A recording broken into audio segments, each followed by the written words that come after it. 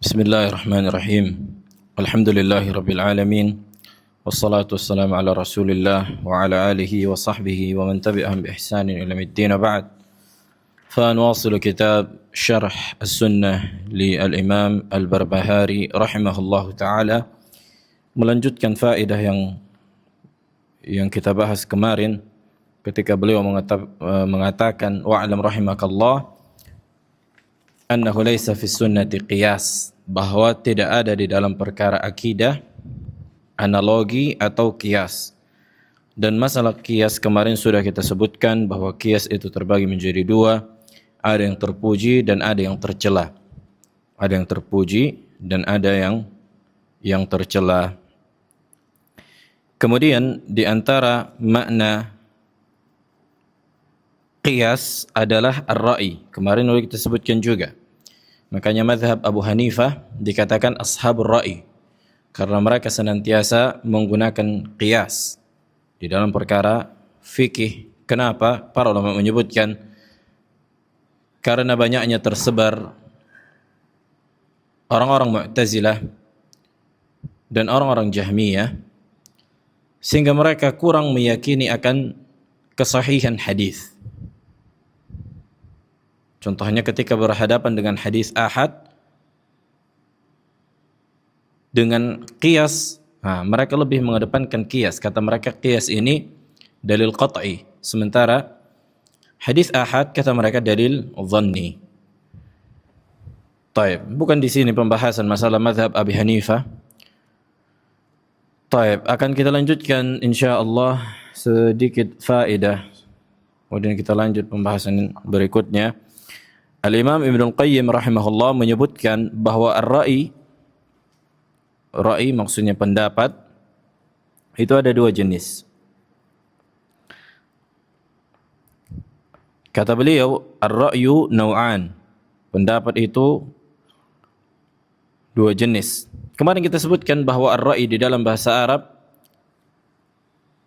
apakah sesuatu yang diketahui secara akal seperti 1 tambah 1 dikatakan ra'i? Kevin? 1 tambah 1 dikatakan ra'i? Masa? Ibnu Qayyim menyebutkan kemarin sesuatu yang sifatnya akliyah, ma'qulah, yang diketahui tidak ada perselisihan di situ, tidak dikatakan ra'i. Jelas 1 tambah 1, apakah ada berselisih? Tidak dikatakan ra'i. Atau perkara yang sifatnya bisa dijangkau oleh panca indera. Api itu panas. Apakah ada perselisihan tentang api panas? Tidak ada. Apakah dikatakan ra'i? Ketika seseorang mengatakan api panas, apakah dikatakan ra'yu? Pendapat? Enggak. Jelas. Nah, jadi ra'yu itu hakikatnya sesuatu yang menggerakkan akal untuk berfikir. Kemudian beliau menyebutkan di sini bahwa ar-ra'yu terbagi menjadi dua. Yang pertama, ra'yun mujarradun la dalila alaih. Sebuah pendapat yang tidak dilandasi oleh dalil. Sebuah pendapat yang tidak dilandasi oleh dalil. Bal huwa kharsun wa takhminun. Yakni hanya sebatas dugaan, kan gitu. Sebatas bantahan atau sikap mengelak. Fahadha alladhi a'adha Allahu as-siddiq was-sahabata minhu. Inilah yang Allah lindungi Abu Bakar dan para sahabat yang lain dari pendapat yang tidak memiliki dalil. Lah Allah Jalla wa'ala melindungi para sahabat Nabi alaihi salatu wassalam. Jelas. Kemudian yang kedua, watsani ra'yun mustanidun ila al-istidlal atau ila istidlalin wa istinbatin min an-nass wahdah atau min nassin akhar ma'ah. Sebuah pendapat yang memiliki landasan dari nas, yakni dari dalil.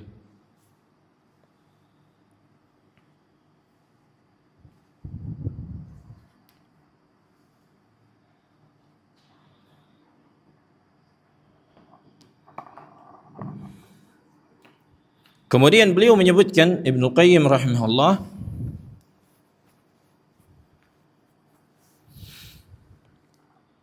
ar-ra'yu al-mahmud wa huwa anwa'. Kata beliau, ra'yu yang terpuji ini itu memiliki beberapa jenis.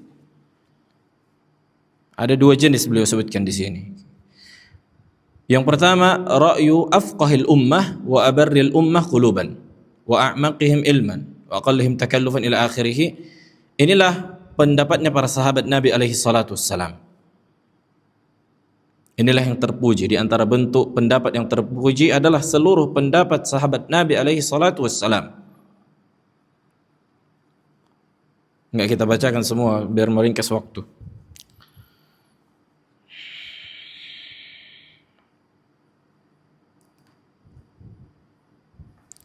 Akan tetapi ijtihad para sahabat sudah kita jelaskan di pertemuan yang lalu. Ucapan sahabat atau ijtihad sahabat itu tidak menjadi hujjah apabila misalnya bertentangan dengan dalil, nas atau pendapat sahabat yang lain.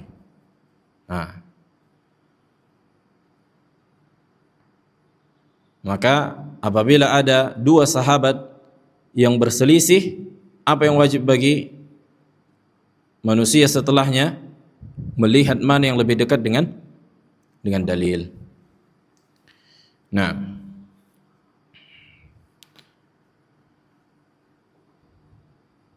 udah kita sebutkan ada beberapa contoh sebagian sahabat yang tergelincir pada kekeliruan dalam memahami sebuah perkara, ya kan, dalam agama. Ada yang masih ingat? Abu Darda. Banyak kita sebutkan.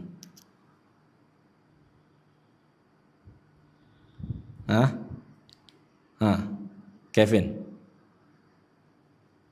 Abu Rashid, Abu Rizki. Contohnya gitu banyak itu.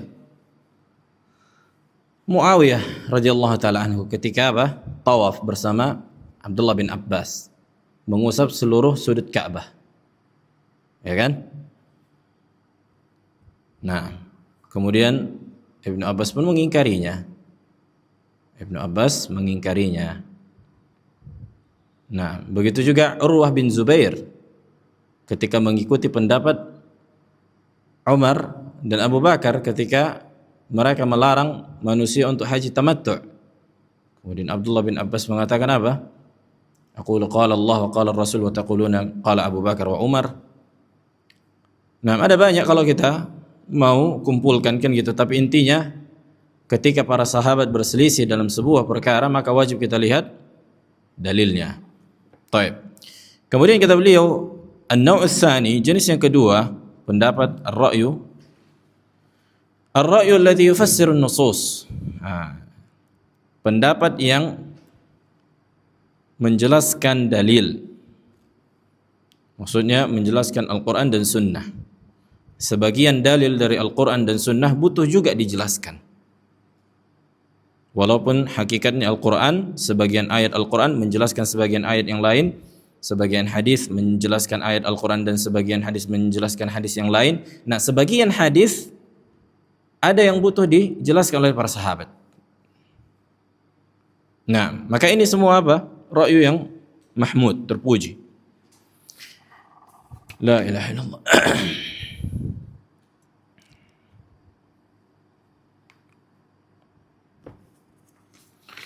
Taib. Kemudian ar-ra'yu al-batil. Ar-ra'yu al-batil. Ra'yu yang batil. Yang terpuji sudah kita bahas, sekarang yang batil. Ibnu Qayyim menyebutkan pendapat yang batil itu ada beberapa jenis. Ada sekitar 5 jenis kata beliau. Yang pertama kata beliau, ar-ra'yu al-mukhalif lin-nas. Sebuah pendapat yang menyelisihi nas, yakni menyelisihi dalil yang sangat gamblang dan terang.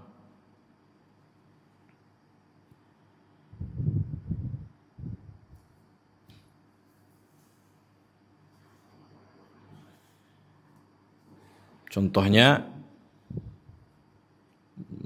pendapat yang mengatakan tidak wajib sholat misal.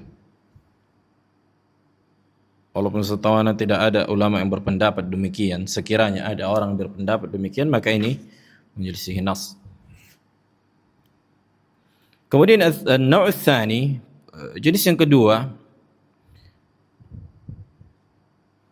huwa al-kalam fi ad-din bil khars wadh-dhann. Sebuah pendapat di dalam agama yang berlandaskan dengan dugaan. Berlandaskan dengan dugaan saja. Yani tidak berlandaskan dengan dalil. Kebalikan dari yang ar-ra'yu al-mahmud.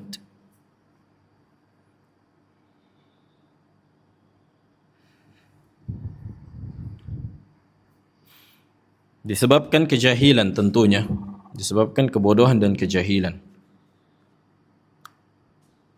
Kemudian an-naw' ats-tsalits, jenis yang ketiga, ar-ra'yu al-mutadammin ta'til asma'illahi wa sifatihi wa af'alihi bil maqayis al-batilah allati wada'aha ahlul bid'ah wad dhalal min al-jahmiyyah wal mu'tazilah wal qadariyyah wa man dhahahum.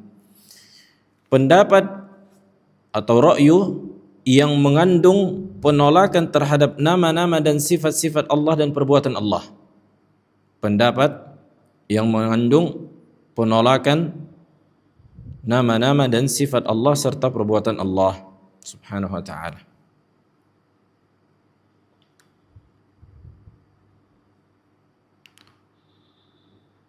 Lihat kata Ibnu Qayyim, bil maqayis, dengan kias yang batil. Kenapa? Karena hakikatnya orang-orang yang menolak sifat Allah, mereka menyamakan Allah dulu dengan makhluknya, kemudian menolaknya, kan gitu. Matsalu awalan, thumma attalu thaniyan. Mereka samakan dulu sifat Allah dengan makhluk. Untuk menolak kesamaan ini, mereka tolak sifat Allah itu supaya Allah enggak sama dengan makhluknya. Ini udah kita bahas sebelum menjadi kitab al-bayan al-awhad. An-naw' ar-rabi', jenis yang keempat,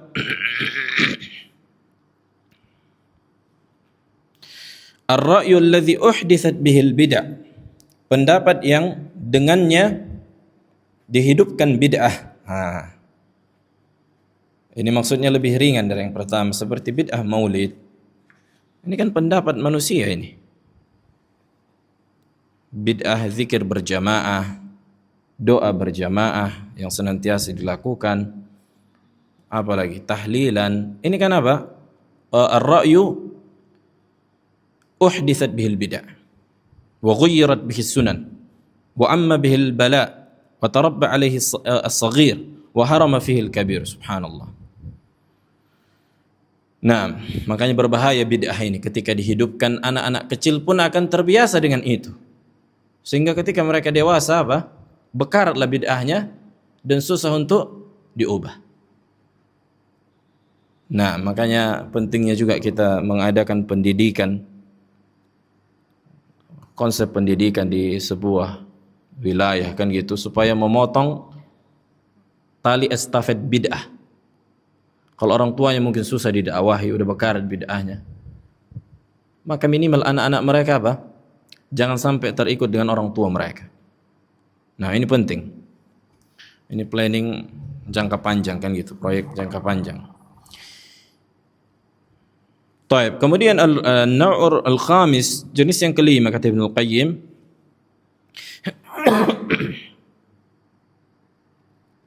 ma dzakarahu Abu Umar ibn Abdul Bar an jumhur ahli al-ilm anna ar-ra'y al-madhmum fi hadhihi al-athar an Nabi sallallahu alaihi wasallam wa an ashabihi wa an at-tabi'in annahu al-qawl fi ahkam asy-syara'i fi ad-din bil istihsani wadh-dhunun.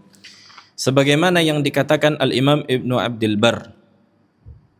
Yang kelima ini, kata Ibnu Qayyim, beliau menyebutkan ucapan Ibnu Abdul Bar. Apa itu ar-ra'yu? Pendapat yang dibangun istihsan dan dugaan, adh-dhunun.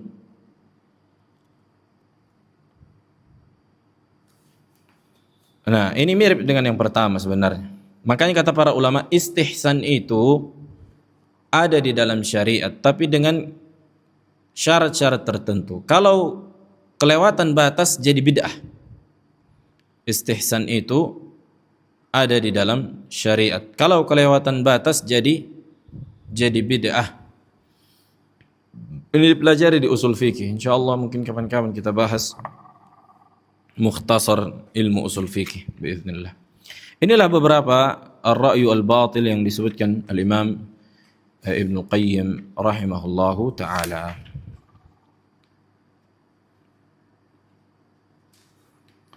Kemudian syarih al-kitab, pensyarah kitab ini menyebutkan kaidah yang sudah masyhur, yakni membenturkan antara apa? Akal dan dalil. Nah, ini sifat ahli kalam dan ahli bidah.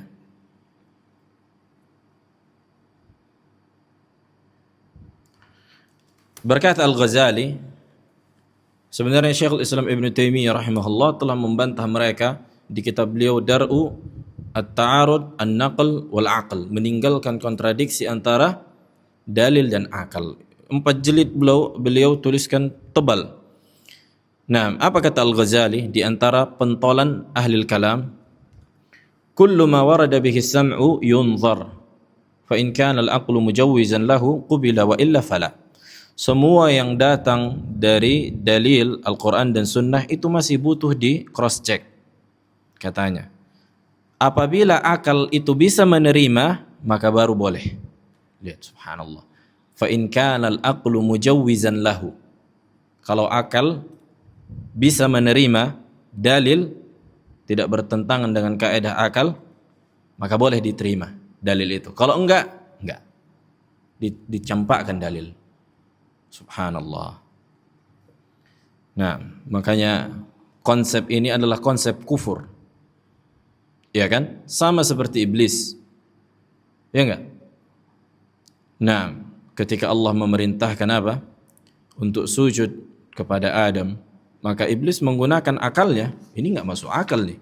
Masa yang diciptakan dari api sujud kepada yang diciptakan dari tanah? Enggak masuk akal nih. Sehingga iblis apa? Menolak. Iblis campakkan perintah Allah. Subhanallah. Nah, ini beliau sebutkan panjang, tapi insyaallah kita lanjut. Insyaallah makna yang sudah kita bahas di pertemuan yang lalu. Baik, yaqulu al-Imam Al-Barbahari rahimahullahu taala wal kalamu wal khusumatu wal jidalu wal mira'u muhdathun yaqdihu asy-syakk fil qalb wa in asaba sahibahu al-haqqa was sunnah. Kata beliau Al-Imam Al-Hasan ibn Ali bin Khalaf, ilmu kalam. Jadi ini ada beberapa istilah. Yang pertama ilmu kalam atau al-kalam dikatakan. Yang kedua al-khusumah. Yang ketiga al-jidal. Yang keempat al-mira. Yang pertama al-kalam. Tulis saja dulu istilah syar'inya, nanti kita terjemahkan. Yang kedua al-khusumah. Yang ketiga al-jidal. Yang keempat al-mira. Akan kita sebutkan perbedaan. Kata beliau muhdath, bid'ah. Dan ini semua bisa menyebabkan keraguan-raguan di dalam hati. Nah, yang pertama ilmu kalam. Apa itu ilmu kalam? Kan itu sering kita sebutkan ilmu kalam. Kita enggak akan membahas secara rinci ilmu kalam ini karena panjang pembahasannya, bukan di sini. Munculnya iya dan seterusnya. Tapi ilmu kalam itu ilmun yu'tana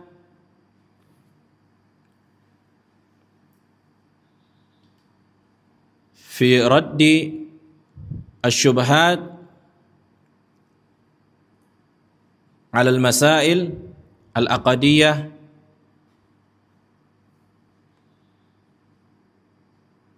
atau masail al-i'tiqad fi babi al-ilahiyat wa an-nubuwat. Ini berputar pada masalah ini. Ilmu kalam itu sebuah ilmu yang digunakan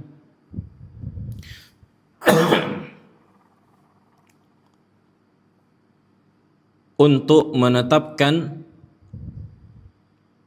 ketuhanan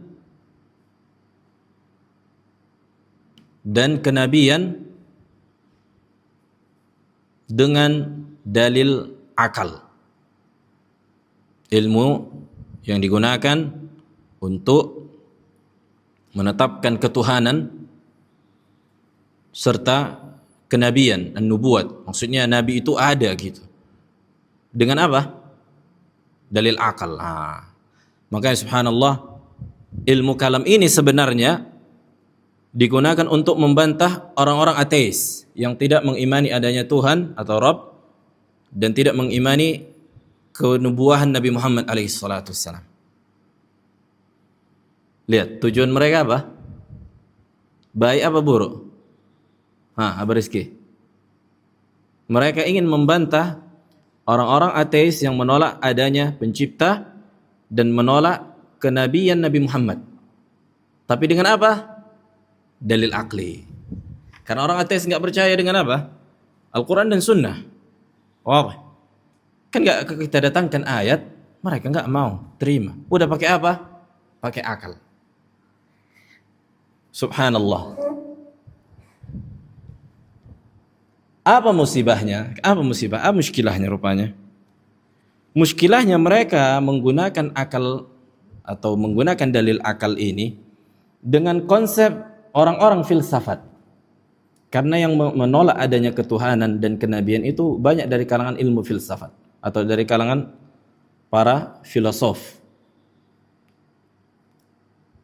Ini dulu yang kita pahami, bahwa mereka ingin membantah orang-orang ateis yang menolak adanya pencipta dan menolak adanya Nabi Muhammad atau kenabian Nabi Muhammad alaihi salatu wassalam. Sehingga apa? Mereka buatlah kaedah-kaedah yang berlandaskan akal yang juga dibuat oleh orang-orang filsafat. Ini dia musibahnya. Seharusnya mereka membantah pun dengan dalil akal. Jangan gunakan apa?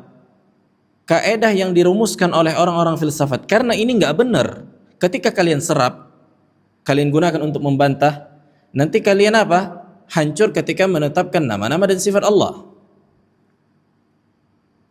Ya kan?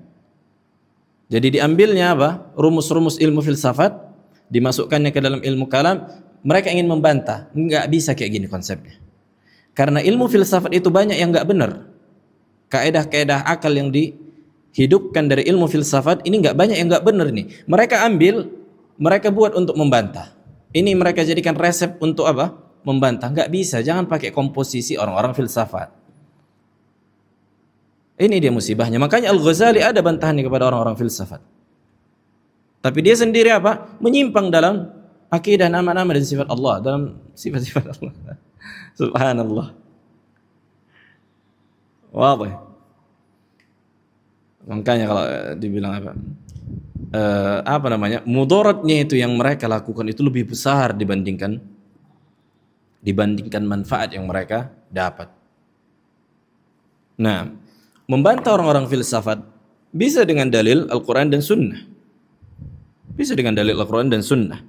Dan di dalam Al-Quran dan Sunnah juga banyak dalil-dalil akli. Nah, mereka nggak mau mencukupkan ini. Makanya kata para ulama, seluruh ahli kalam dari kalangan Jahmiyah, Mu'tazilah, Asy'ariyah, Maturidiyah jahil bi ilmi al-hadis. Bodoh terhadap ilmu hadis. Nggak tahu mereka ilmu hadis. Bahkan mereka meremehkan ilmu hadis. Kenapa? Karena terlalu mengangkat akal untuk membantah filsafat, sehingga ketika dalam perkara iman juga mereka angkat juga akal. Mereka angkat juga akal sehingga dalam perkara akidah yang seharusnya mereka imani, mereka apa? Mereka tinggalkan hadis. Ini bahaya loh ilmu filsafat ini. Yuris asyukuk, mewariskan, melahirkan keraguan-raguan dalam agama. Apalagi khususnya orang-orang yang belum mumpuni dalam akidah Ahlus Sunnah. Nah, ilmu kalam ini berbeda dengan ilmu filsafat. Kita katakan tidak sama, tapi formulanya diambil dari ilmu filsafat. Jelas. Formulanya sama. Contohnya masalah jisim, ini dari filsafat. Makanya mereka menyebutkan hudutsul ajsam. Dari konsep jisim ini mereka ingin menetapkan adanya pencipta untuk membantah orang-orang filsafat. Tapi akhirnya mereka menolak sifat-sifat Allah. Udah Nabi bilang, di antara pembeda yang paling besar antara ahli kalam dan ahli sunnati wal jamaah, masalah tauhid al-ibadah. Prestasi tertinggi di sisi ulama kalam menetapkan adanya Allah. Udah. Bukan siapapun kau sembah silahkan asal.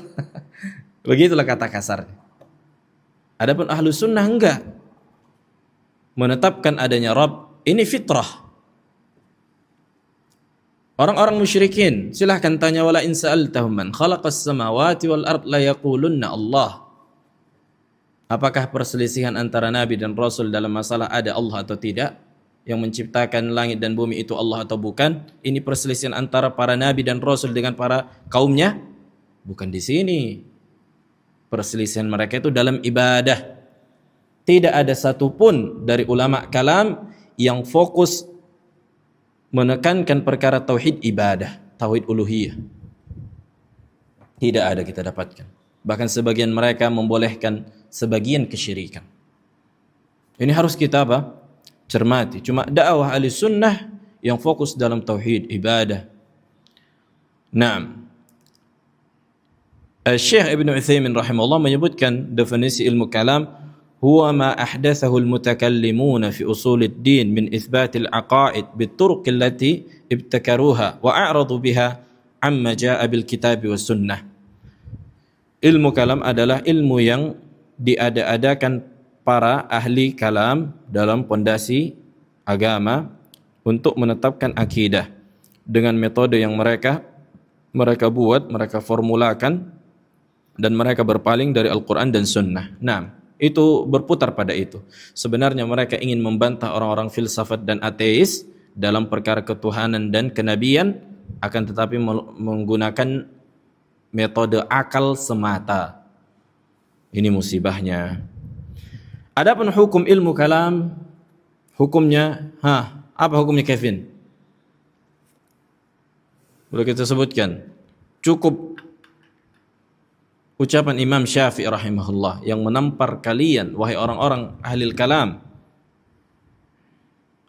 yang menisbatkan diri kepada Imam Syafi'i secara mazhab. Makanya banyak di antara mereka yang mengatakan, aku mazhabku Syafi'i dalam fikih, dalam akidah, bukan Syafi'i, Asy'ari. Ini kontradiksi. Kenapa engkau enggak mau menisbatkan dirimu dalam perkara akidah kepada Imam Syafi'i? Karena apa? Imam Syafi'i menamparmu ketika engkau belajar ilmu kalam. Iya kan? Apa kata Imam Syafi'i? Imam Syafi'i sebenarnya menampar orang-orang ilmu kalam dengan pelepah kurma dan sendal. Hukmi fi ilmi al-kalam, kata Imam Syafi'i. Aku menetapkan hukum bagi orang yang mempelajari ilmu kalam, an yudrab bil jaridi wan ni'al. Dipukulin, ditamparin, ditempeleng dengan pelepah kurma dan sendal. Wa yutafu bihi 'alal asyair wal qabail. Kemudian dikelilingkan, diarak-arak di kampung-kampung. Wa yuqalu lahu hadza jazaa'u liman aqbala 'ala ilmi al-kalam wa a'rada 'an al-kitab was sunnah. Sambil dikatakan, inilah balasan bagi orang-orang yang mempelajari ilmu kalam dan berpaling dari Al-Quran dan Sunnah. Nah, bahkan Al-Imam Syafi'i ketika didatangi seorang tokoh ahli kalam, beliau bilang, jangan engkau hadapkan wajahmu kepada aku. Beliau hajar, itu yang dikatakan hajar. Ditinggalkan, jangan kau hadapkan wajahmu kepada aku. Jangan kau datangi aku. Sampai kayak gitu Imam Syafi'i. Nah, kenapa? Karena itu tadi kita sebutkan, ilmu kalam ini menghancurkan akidah mereka sendiri. Jelas, menghancurkan tauhid asma wa sifat dan menghancurkan tauhid al-ibadah, ilmu kalam. Adapun tauhid rububiyah pun sebenarnya mereka hancurnya. Cuma itulah prestasi mereka, ada pencipta udah. Ini agama Islam, adanya pencipta, mengenal adanya pencipta Allah udah, atau adanya Allah. Subhanallah. Baik. Naam, azan dulu kalau enggak.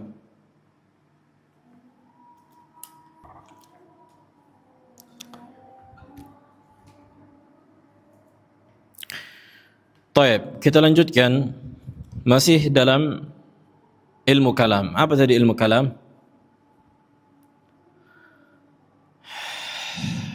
Hah?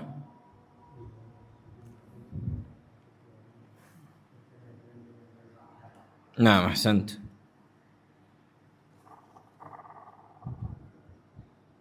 Ilmu yang digunakan untuk menetapkan ketuhanan, kenabian, dan hari kebangkitan. Nah, itu hakikatnya. Jadi 3. Istilahnya mereka menyebutkan ilahiyat, nubuwat, ma'ad. 3 ini. Ilahiyat, ketuhanan, nubuwat, kenabian, dan ma'ad. Ma'ad itu hari kiamat. Perkara-perkara hari kiamat seperti surga, neraka. Nah, inilah tujuan mereka. Akan tetapi dengan apa? Dalil akal yang terformulasi dengan konsep filsafat. Nah, ini dia musibahnya. Ahlus sunnah memiliki dalil akli tapi tidak diformulasi dari ilmu filsafat, tidak diformulasi dari akalnya si Aristoteles, Aflaton, dan seterusnya. Nah,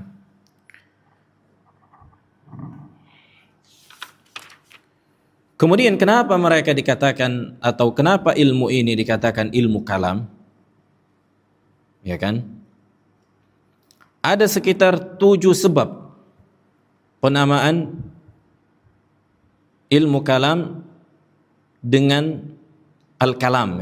Kalam. Dalam bahasa Arab, kalam itu bicara, ucapan. Yang pertama, anna unwan mabahis al-mutakallimin fil aqaid kana al-kalamu fi kadza wa kadza. Karena mereka orang-orang ahli kalam, ketika membuat judul di kitab-kitab mereka dalam pembahasan akidah, mereka buat al-kalamu fi al-ilah, misalnya al-kalam pada ketuhanan, al-kalam pada kenabian, al-kalam pada kebangkitan, al-ma'ad, maksudnya hari setelah kehidupan. Ini yang pertama. Yang kedua, li'annahu yurith qudratan 'ala al-kalam fi tahqiq asy-syar'iyyat wa ilzam al-khusum fa huwa kal mantiq lil falsafah wal mantiq muradifun lil kalam. Karena apa? Al-kalam ini bisa melahirkan kekuatan untuk al-kalam, yakni maksudnya apa? Mendebat, yakni berbicara.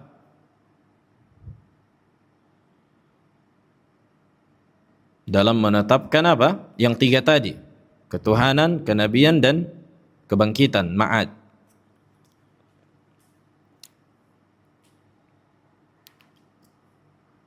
Melahirkan kekuatan untuk berbicara. Maksudnya berbicara di situ apa? Berdebat, kan gitu. Karena kan tujuannya apa? Untuk membantah kan orang-orang ateis dan filsafat.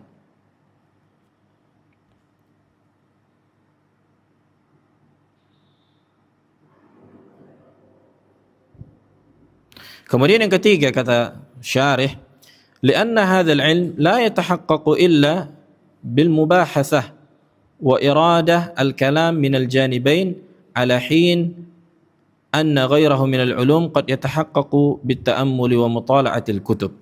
Kata beliau yang ketiga, kenapa dikatakan ilmu kalam ini sebagai ilmu kalam? karena tidak bisa diraih kecuali dengan mubahatsah. Mubahatsah itu apa? Yakni meneliti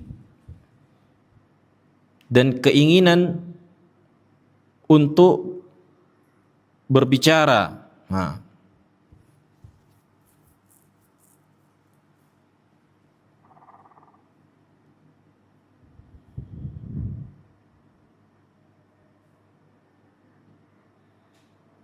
Berbeda dengan ilmu-ilmu yang lain yang bisa diraih dengan hanya sebatas membaca. Ini harus ada berbicaranya. Baik, yang keempat, kenapa dikatakan ilmu kalam? Ilmu kalam li'annahu akthar al-ilm khilafan wa niza'an fayashtaddu iftiqaruhu ila al-kalam ma'al mukhalifin wa raddi alaihim. Karena perkara yang tiga ini, ketuhanan, kenabian dan kebangkitan, yang paling banyak perselisihan terjadi, sehingga butuh untuk speak up, yakni al-kalam, terhadap orang-orang yang menyelisihinya. Butuh diangkat. Maksud al-kalam itu diangkat dalam bicara, kan gitu. Butuh dibicarakan nih. Kemudian yang kelima, li'annahu liquwwati adillatihi sara ka'annahu huwal kalam duna ma'adahu minal kalam. Kata beliau, karena bagi mereka ilmu kalam ini adalah ilmu yang paling agung, yang paling kuat. Seolah-olah itulah seperti ucapan, kan gitu. Ya, ini memang inilah yang paling tinggi dalam agama ini, gitulah kira-kira.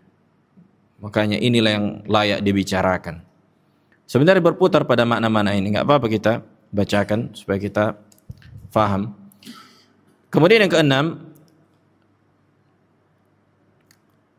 annahu nadharan liqiyamihi 'ala al-adillati al-qat'iyyati al-mu'ayyid aktharuha bil adillati as-sam'iyyah kana aktharu al-'ulum ta'thiran bil qalb fasamma al-kalam fasummiya al-kalam bidzalika mushtaqan min al-kalm wa huwa al-jarh. Katanya, karena ilmu kalam ini ilmu yang paling kuat yang melahirkan keyakinan, seolah-olah menancap di dalam hati. Makanya al-kalmu di dalam bahasa Arab artinya al-jurhu, yakni ditancapkan, dirobek, dilukai. Seolah-olah ilmu kalam ini yang paling cepat menancap di dalam hati. Subhanallah. Bagaimana mereka mengagungkan ilmu kalam ini melebihi Al-Quran dan Sunnah, memang. Dan sampai mereka, tokoh-tokohnya itu meremehkan orang-orang ahli sunnah, orang-orang ahli hadis, meremehkan. Subhanallah. Kemudian yang ketujuh, annahu summiya bidzalika li'anna awwala khilaf waqa'a fid din kana fi kalamillah am makhluqun am huwa ghairu makhluq. Kata beliau, kenapa dikatakan ilmu kalam? Karena yang pertama kali perselisihan antara ahli sunnah dengan ahli kalam pada sifat al-kalam bagi Allah, sifat berbicara.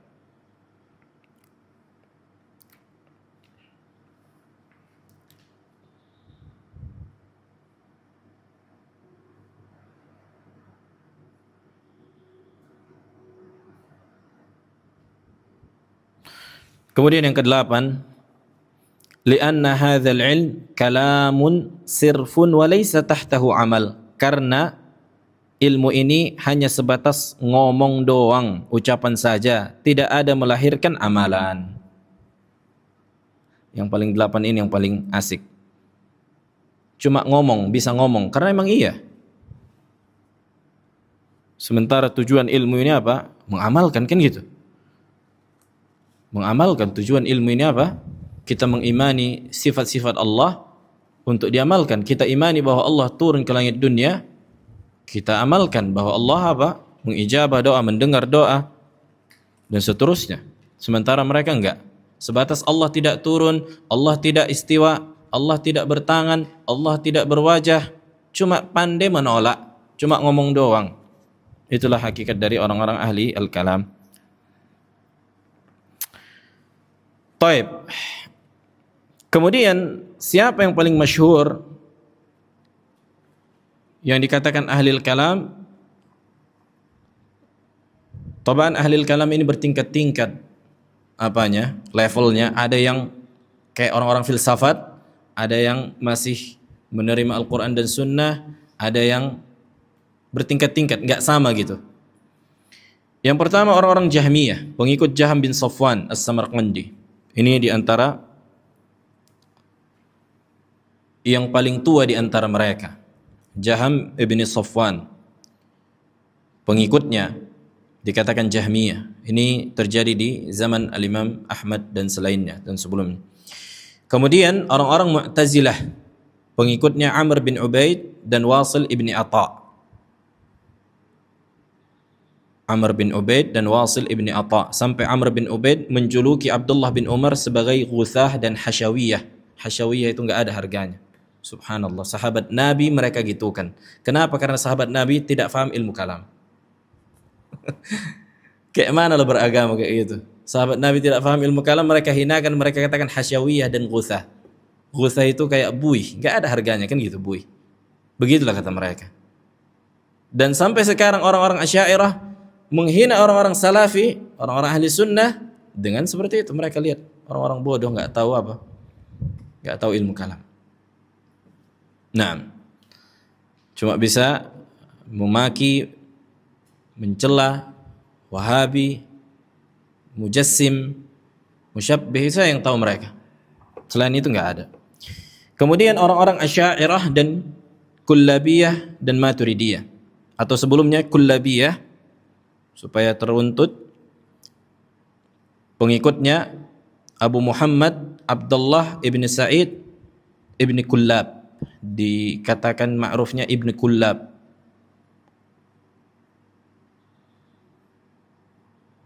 Inilah yang dijadikan Abul Hasan Al-Asy'ari sebagai apa? Pondasi dia dalam berkeyakinan sebelum dia membuat metode yang baru yang disebutkan kepada dirinya. Kemudian Abul Hasan Al-Asy'ari, itulah yang dinisbatkan kepada dirinya Al-Asy'ariyah. Al-Asy'ariyah. Kemudian Al-Maturidiyah, pelopornya Abu Mansur Al-Maturidi. Inilah orang-orang apa? Orang-orang ahli kalam.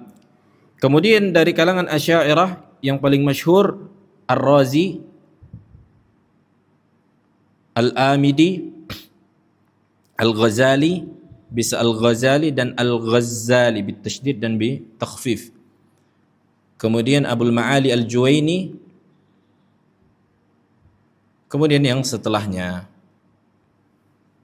Ini Asy'ariyah mutaakhirin, mutakallimin Al-Jalad, mutakallimin Al-Jalad, expertnya mutakallimin. Baik, sekarang faedah tidak disebutkan di sini. Kemudian apa itu ilmu filsafat dan apa itu ilmu mantiq?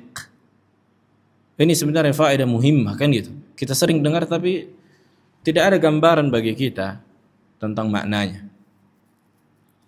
Yang pertama ilmu filsafat. Ilmu filsafat ini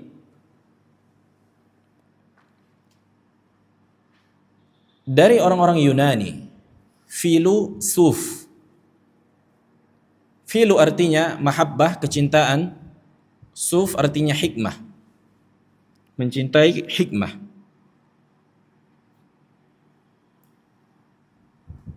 Dan ilmu filsafat ini ada banyak apanya? Ada banyak cabangnya. Ada filsafat riyadhiyat, algoritma, matematika dan seterusnya.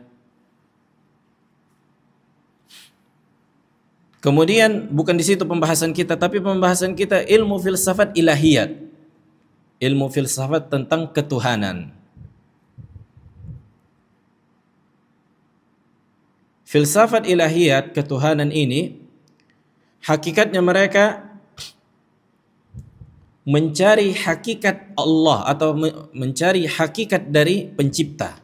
Itu dia, hakikat dari pencipta, kaifiatnya. Mereka senantiasa mencari sesuatu perkara itu tentang kaifiat.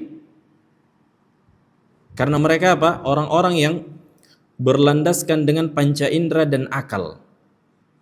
Suka berlandas, segala sesuatu itu harus berlandaskan dengan panca indera dan akal. Sesuatu yang tidak bisa bagi mereka dibuktikan dengan panca indera mereka dan akal mereka, mereka nggak terima. Ini bahaya kayak gini, berarti bukan beriman kan gitu. Silahkan kalian jadi ateis, tolak perkara gaib, tolak surga neraka, memang iya. Banyak di antara mereka yang demikian. Katanya bagi mereka suka membuktikan sesuatu itu harus dengan panca indera dan apa? Akal. Karena akal sebenarnya dibangun dengan panca indera, ya kan? Nah, makanya kita katakan ilmu kalam itu sebenarnya berbeda dari ilmu filsafat. Tapi ilmu kalam formula dari ilmu filsafat. Formulanya dia, rumusnya itu dari ilmu filsafat. Seperti jisim, seperti hadis, seperti tarkib dan seterusnya. Taib. Kemudian udah jelas ada gambaran dari ilmu filsafat yang mencari apa? Hakikat dari ketuhanan. Karena ilmu filsafat kita katakan banyak cabangnya, tapi kita membahas ilmu filsafat ilahiyat, ketuhanan. Nah, makanya banyak di antara mereka orang-orang filsafat ini ateis, bahkan sebagian mereka menyembah dewa-dewa yang mereka yakini. Menyembah dewa-dewa. Mereka bukan enggak percaya ada pencipta. Ada pencipta bagi mereka, tapi dewa-dewa. Karena katakan dan para ulama menyebutkan menetapkan adanya pencipta itu fitrah. Fitrah yang tak bisa diingkari seseorang di dalam jiwanya. Gak bisa diingkari dalam jiwa. Kan itu ada yang pencipta. Lemahnya manusia, apalagi dia berjalan melihat langit dan bumi. Kecil dia rasanya dirinya. Maka ini menunjukkan ada yang pencipta, enggak mungkin terjadi begitu saja perkara-perkara yang terjadi di alam semesta. Baik, kemudian ilmu mantiq. Apa beda ilmu mantiq dan ilmu al-kalam? Ilmu mantiq ini kita bagi menjadi dua. Ilmu mantiq ini kita bagi menjadi dua. Ada ilmu mantiq mujarrada'an anil ilahiyat, ilmu mantik yang bersih dari pembahasan ketuhanan. Ilmu mantik yang udah disortir, dibersihkan dari pembahasan ketuhanan. Kemudian jenis yang kedua dari ilmu mantik yang bercampur dengan ketuhanan. Jelas, yang bercampur dengan ketuhanan.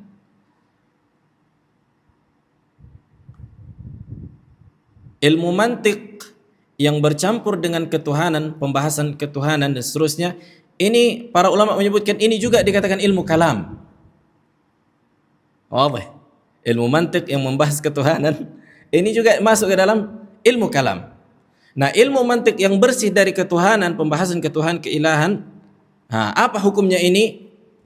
Yang sahih hukumnya adalah mubah, bahkan bisa jadi sampai tingkat mustahab. Kenapa? Karena ilmu kalam ilmu mantik yang bersih dari ketuhanan, dari pembahasan ilahiyat, ini bisa membantu ilmu alat. Jadi ilmu mantik itu ilmu alatnya untuk memahami ilmu alat. Apa ilmu alat? Usul fikih, balaghah, bahasa Arab, nahwu, sharaf dan seterusnya. Jelas. Makanya sebagian masyayikh mengatakan haram belajar ilmu mantik. Pertama harus didudukkan ilmu mantik yang bagaimana? Kalau dalam ilmu mantik ilahiyat kita katakan muharram, ini ilmu kalam.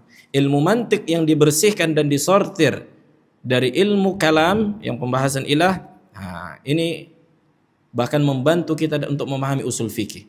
Contohnya anak katakan, para ulama ada menulis di kitab, salah satunya kitab yang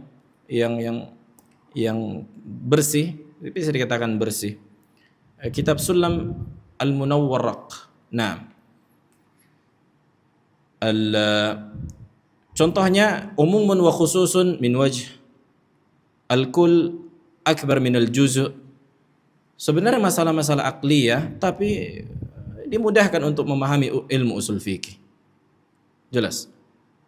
Umumun wa khususun min wajh, umumun wa khususun mutlaq, kemudian lebih besar, yang utuh lebih besar dibandingkan yang sebagian. Terus juga istilah jins, naw', kemudian apa?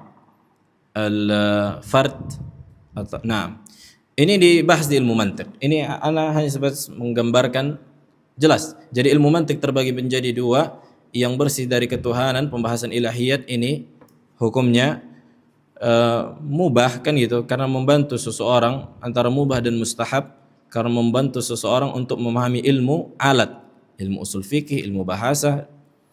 Adapun ilmu mantik yang tercampur dengan ilahiyat, ini sebenarnya ilmu kalam, gak ada bedanya.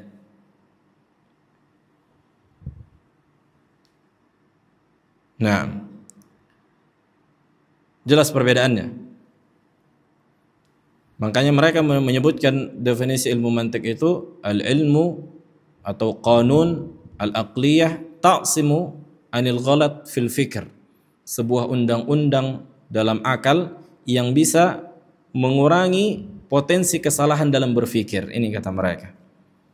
Makanya sebenarnya perkara-perkara yang sifatnya sudah diketahui saja, nggak ada sesuatu yang baru.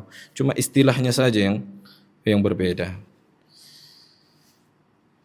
Jelas ya, ada tiga berarti: ilmu kalam, ilmu filsafat, dan ilmu mantiq. Sebagaimana yang kita sebut. Kemudian kita masuk al-khusumah. Sebagaimana yang dikatakan Al-Imam Al-Barbahari bahwa ini semua bid'ah. Al-khusumah adalah lujajun fil kalam liyastawfi bihi malan aw haqqan maqsudan. Sesuatu yang sifatnya menegakkan ucapan, yakni inad, apa istilahnya? Kengototan, ngotot kan gitu dalam berbicara. Apa istilah apa arti ngotot? Berdarja. Memaksakan, seperti memaksakan, ngotot. Ngotot kan dari otot kan. Memaksakan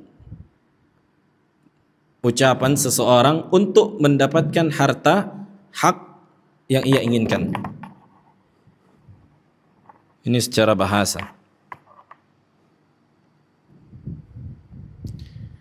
Dan ini apabila memaksakan kan gitu, sebuah membela dengan paksaan, dengan ucapan, apabila dalam perkara yang batil, ini dosa besar.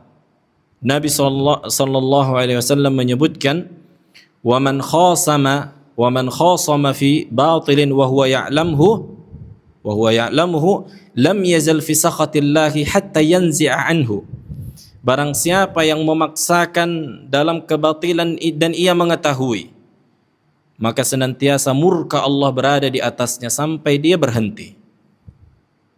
Wa man qala fi mu'minin ma laysa fihi askanahu Allahu radghatal khabal hatta yakhruja mimma qala wa laysa bi kharijin. Barang siapa yang mengatakan pada seorang mukmin perkara yang tidak ada pada dirinya, ini tamparan keras bagi kita semua. Jangan sampai kita mengatakan bagi seorang mukmin perkara yang tidak ada bagi dirinya. Kata Nabi sallallahu alaihi wasallam, apa ancamannya?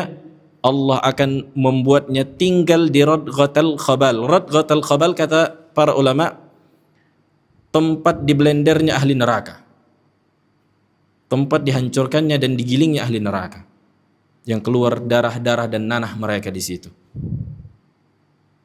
Bukan perkara ringan ancamannya.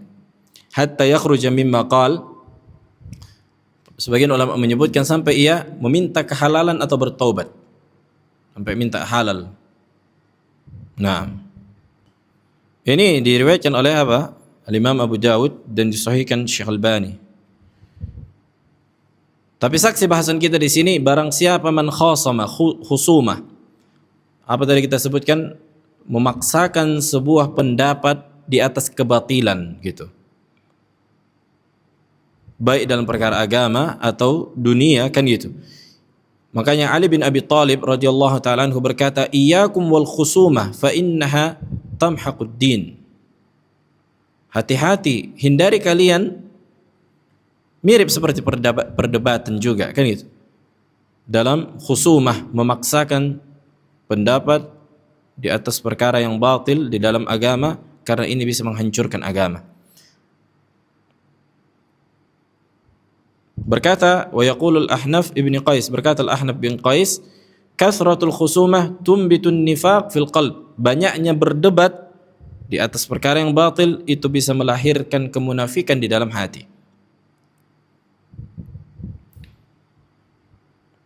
Berkata juga Muawiyah ibni Qurrah rahimahullah, iyyakum wa hadhil khusumat fa innaha tuhbitul a'mal. Hati-hati kalian dari khusumat, itu bisa menghancurkan amalan. Berkata Umar ibni Abdul Aziz, man ja'ala dinahu gharadan lil khusumat aktsaru tanaqqul. Siapa yang menjadikan agamanya untuk bahan perdebatan, inilah yang paling banyak nanti pindah-pindah agama. Yang paling banyak apa? Kegoncangan. Inilah makna dari khusumah. Apa artinya? Yakni al-lujaj, memaksakan sebuah pendapat tapi apa? Di atas yang batil. Di atas yang batil. Kemudian apa makna jidal atau al-jadal? Al-jadal terbagi menjadi dua.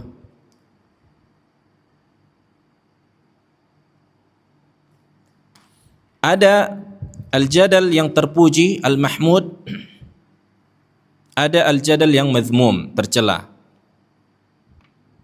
Makanya Nabi bilang bahasa Arab itu mirip-mirip maknanya, tapi karena lemahnya bahasa Indonesia kita atau bahasa kita pribadi, makanya kurang bisa kita mengungkapkannya. Jadal itu apa? Terbagi menjadi dua, bisa terpuji, bisa tercela. Al-jidal yakni debat juga, kan gitu. Maksudnya apa? Menegakkan hujjah dan menampakkan lemahnya ucapan orang yang menyelisihi. Itulah makna jidal. Dan Allah Jalla wa Ala memerintahkan apa? Jidal. Ud'u ila sabili rabbika bil hikmati wal mau'izatil hasanah wajadilhum billati hiya ahsan. Ajaklah manusia ke jalan Rabbmu dengan hikmah dan nasihat yang mulia, dan debati mereka dengan cara yang paling baik, hiya ahsan. Dan Allah Jalla wa'ala juga menyebutkan, wala tujadilu ahlal kitabi illa billati hiya ahsan. Jangan engkau debati ahlul kitab dan orang-orang menyimpang kecuali dengan cara yang paling ahsan. Illa alladzina zalamu minhum, kecuali orang yang zalim, udah jangan lagi urus. Nabi SAW juga menyebutkan, jahidul musyrikin bi amwalikum wa anfusikum wa alsinatikum. Jahidul musyrikin. Dengan apa? Perangilah orang-orang musyrikin dengan harta, diri dan lisan-lisan kalian. Apa makna lisan? Menegakkan hujjah, mendebat mereka.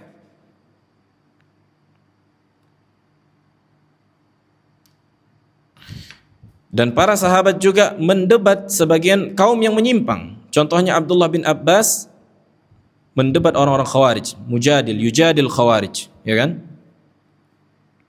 Begitu juga dengan Ali bin Abi Thalib, ya, artinya menegakkan hujjah. Itulah makna jidal yang terpuji. Adapun jidal yang tercela, apabila tidak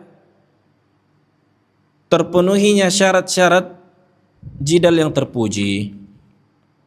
Kalau nggak salah ini udah kita bahas sebelumnya ya, di kitab yang lalu kan.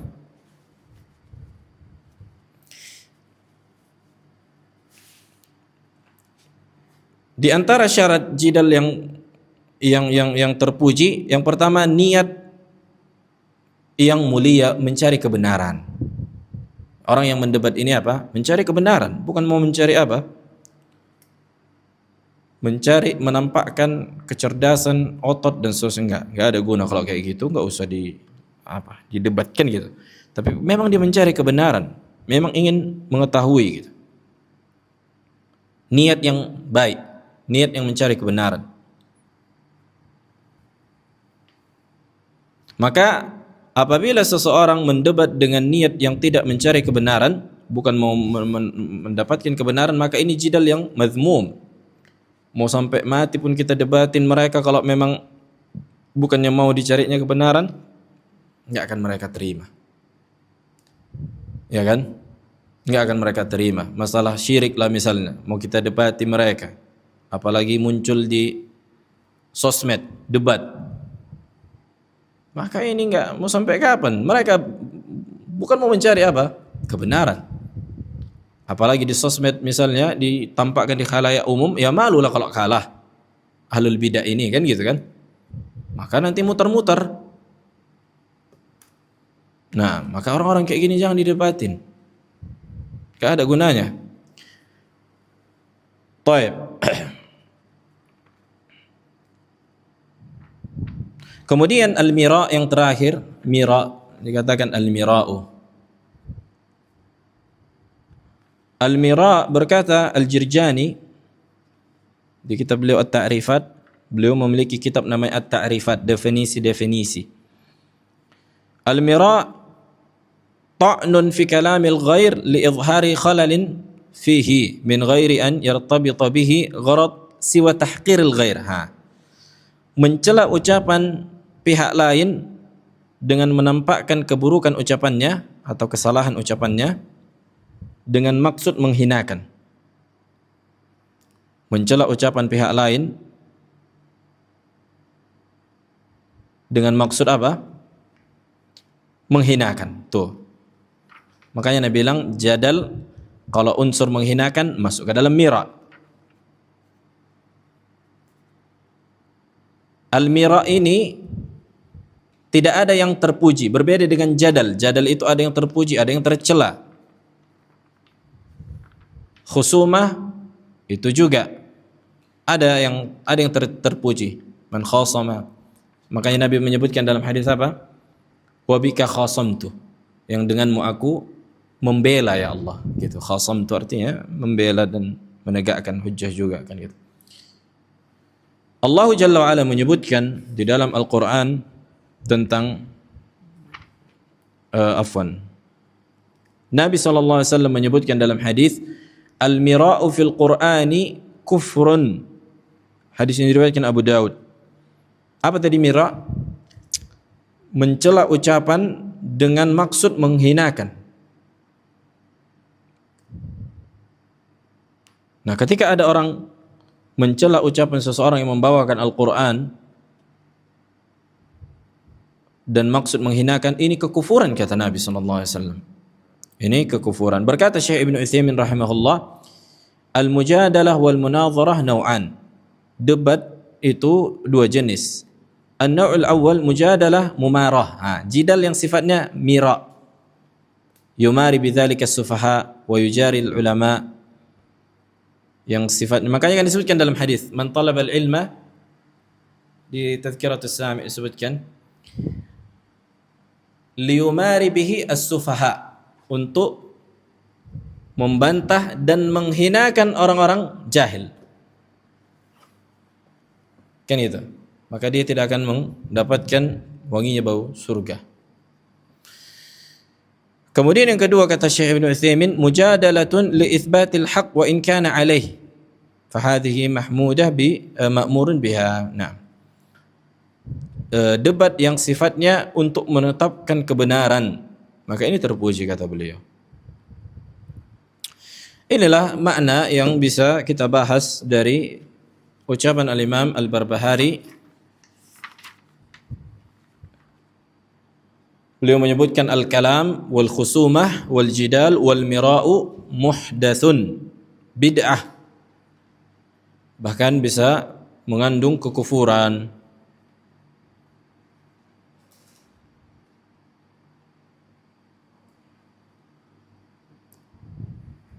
Nah, makanya yang lebih aman ketika membantah kata para ulama menulis dengan tulisan dibandingkan apa? Musyafahah. Dibandingkan, walaupun enggak selamanya demikian, enggak selamanya yang lebih ahsan adalah dengan tulisan. Karena memang itu tadi, sebagian ahlul bidah ini suka didatangi dulu langsung baru diam, don. Nah, tapi tadi jangan dibuat seolah-olah ingin mereka mau mencari popularitas atau menampakkan yang paling hebat, kan gitu. Makanya lebih bagus kalau mau mendebat, misalnya orang yang berilmu mau mendebat ahli bidah, jangan apa? Jangan dengan ditampakkan berdua gitu, antara dia dengan dua orang, udah jangan ada tengok orang. Ini lebih menerima kebenaran. Tapi kalau di halayak umum itu susah. Makanya nanti haidah, orang-orang ahlul bidah ini akan ya dilari dari pembahasan. Sampai Al-Imam Abdul Aziz Al-Kinani mendebat Bishr Al-Marisi. Itu masalah khalqil Quran. Bahwa dia mengatakan Al-Quran makhluk. Maka Abdul Aziz Al-Kinani berdebat di hadapan imam, amir, sultan, presidennya. Nah, ketika dibantah dia menghindar. Ketika dibantah dia menghindar. Kayak gitulah apa? Ujung-ujungnya kan gitu. Nah, baik, ada soal? Ada pertanyaan? Abu Rashid?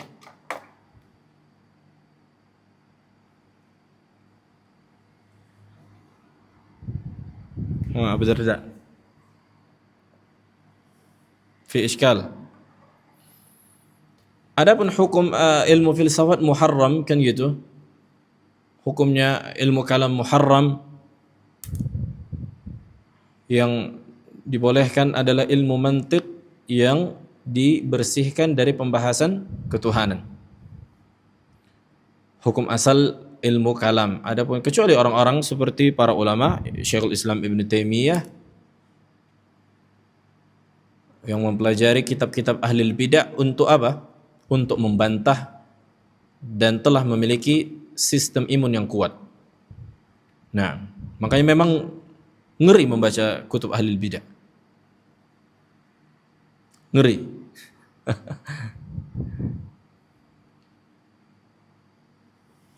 Gamang kalau istilahnya. Karena bisa jadi ada pernyataan yang membuat apa? Hati guncang. Ya kan? Nah. Baik, visual enggak ada? Barizki. Subhanakallah bihamdik, asyhadu an la ilaha illa anta astaghfiruka wa atubu ilaik.